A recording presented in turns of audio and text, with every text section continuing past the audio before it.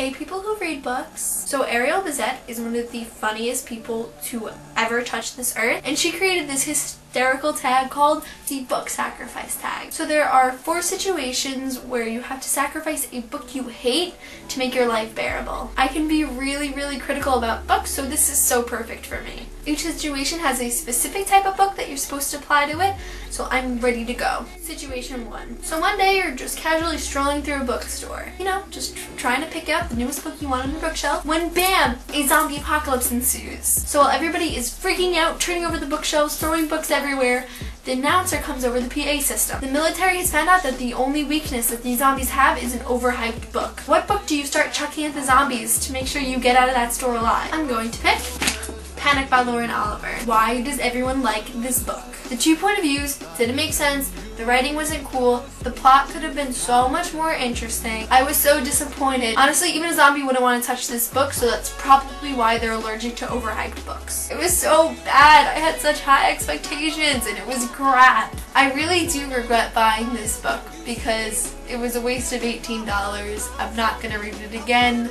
I should probably find something to do with it because I really hated this book. Situation 2. Let's say you're just strolling out of the salon with this smashing new hairdo, but then all of a sudden, torrential downpour.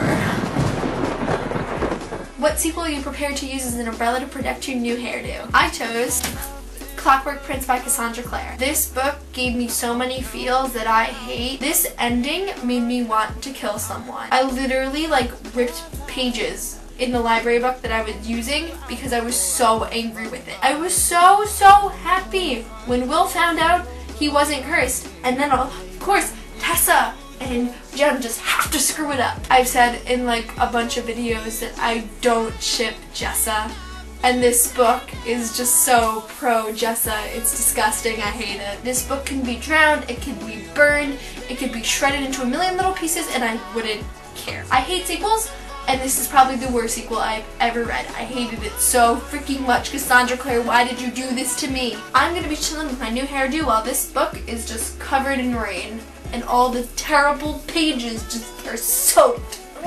Situation 3. Let's say you're in your English class and your teacher is just droning on and on about how this classic changed the world and revolutionized literature and whatever else teachers have to say to make you think that this book was great. And you were just so sick of hearing about this that you just chucked the book right at the teacher's head. It is totally worth the detention because this classic is just so bad that it shouldn't even be taught in schools. Which classic did you choose? I picked...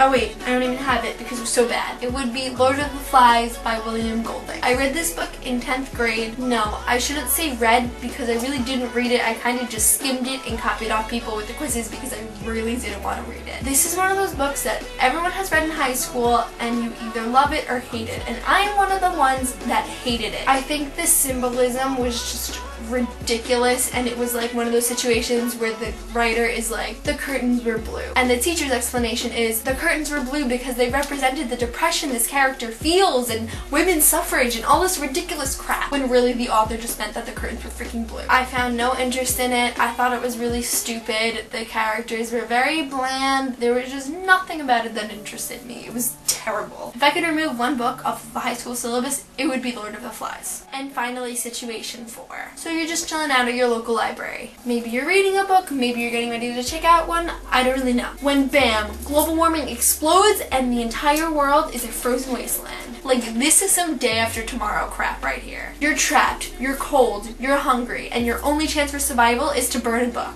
What is your least favorite book ever that you would have no regrets burning to save your life? So I felt like I kinda had to choose Mockingjay by Suzanne Collins. I really can't think of my least favorite book of all time, but this is up there. Honestly, I really don't remember much about this book because I rushed through it so quickly because I just wanted it to be over. So really, if I burned it, I really wouldn't have enough memories for me to miss it. Everyone agrees that this book was rushed and it could have been so much better, and I really hope they improve it in the movies, but this book was just terrible. It was just so disappointing because The Hunger Games and Catching Fire were so good, and the last one was so bad. I really don't know what happened. I just don't even know what to say about this book because it was just bad. That's all there is to say about it. It was bad. It was a stupid ending to a great series and it ruined it.